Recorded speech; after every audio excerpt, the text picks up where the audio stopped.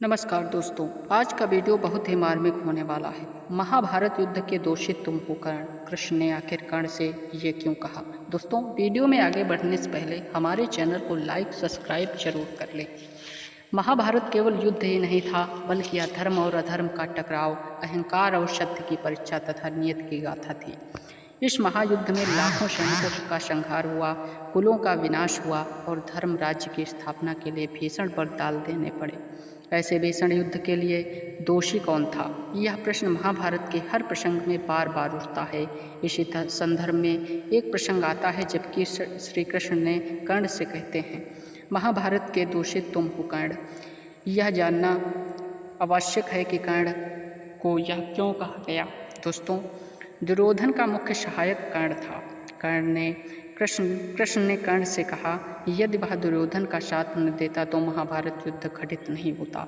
दुर्योधन की सबसे बड़ी शक्ति कर्ण ही था। कौरवों की सेना शल्य, अश्वत्थामा या भीष्म और द्रोणाचार्य जैसे योद्धा चाहे महान थे, लेकिन दुर्योधन के अहंकार और अन्याय का असली सहारा कर्ण बना। कृष्ण ने स्पष्ट किया, कर्ण, तुम्हारे धनुष और तुम्हारे पराक्रम के भरोसे ही दुर्योधन ने पांडवों से बैर ठाना। यदि तुम उसका साथ न देते तो वह अकेले कभी भीम और अर्जुन के सामने टिक नहीं पाता। तुम्हारे कारण ही यह अन्याय बलवान बना। द्रौपदी के चीरहरण में तुम मौन रहे, यह भी एक दोष था। चीरहरण का प्रसंग महाभारत की सबसे बड़ी कलंकित घटना है।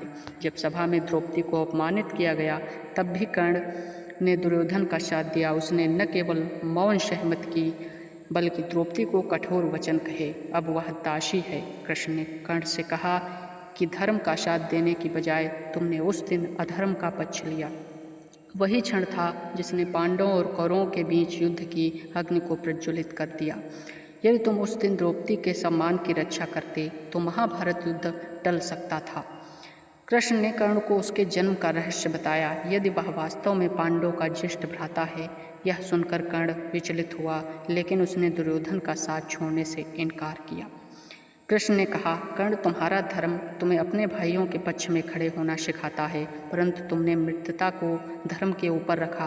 तुम्हारी वफादारी प्रशंसनीय है, लेकिन जब मित्र अधर्म पर चल रहा हो तो उसका साथ देना अधर्म ही होता है। इस प्रकार कृष्ण ने स्पष्ट किया कि कर्ण ने अपने निर्णय से युद्ध की दिशा तय की। दोस्तों, कर्ण का अर्जुन से प्रतिद्वंद ही युद्ध का सबसे बड़ा कारण था। दुर्योधन जानता था कि केवल कर्ण ही नहीं, अर्जुन के समकक्ष खड़ा हो सकता। यही कारण है कि उसने कर्ण को अपना सबसे बड़ा सहारा माना। कृष्ण ने कहा, तुम्हारे अहंकार और प्रतिद्वंद की ज्वाला से भी इस युद्ध को भड़काया। यदि तुम अर्जुन के वैर भाव छोड़ देते तो भाई के रूप में उसे स्वीकारते तो यह विनाशकारी युद्ध टल जाता। यह महाभारत मूल संदेश है, धर्म की विजय। परंतु कृष्ण ने कर्ण से कहा कि तुम अधर्म की ओर बढ़ सकते थे, परंतु हर बार तुमने अधर्म का साथ दिया, इसलिए अधर्म में ही रहे। तुमने पांडवों को उसका अधिकार दिलाने के बजाय दुर्योधन को उत्साहित किया। तुमने अन्यायपूर्णताओं पर मौन सहमति दी। तुमने चीरहरण के समय धर्म की रक्षा नहीं की। इन सब कारणों से कृष्ण ने कर्ण को युद्ध का दोषी कहा।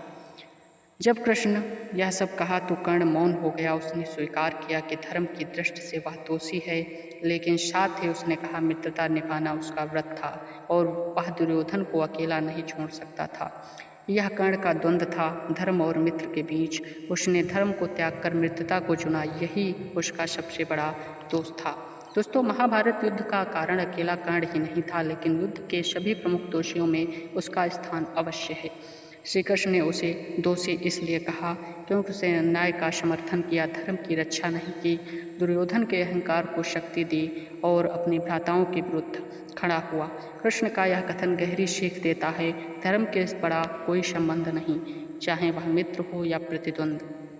कर्ण महान योद्धा था, लेकिन धर्म से विचलित होने के कारण उसे इतिहास को उसने इतिहास में उसका नाम दोषी ठहराया। दोस्तों, आज का वीडियो इतना ही। मिलते हैं आपको अगले वीडियो में। तब तक के लिए देखते रहिए हमारा चैनल और लाइक सब्सक्राइब करना ना भूलें। धन्यवाद।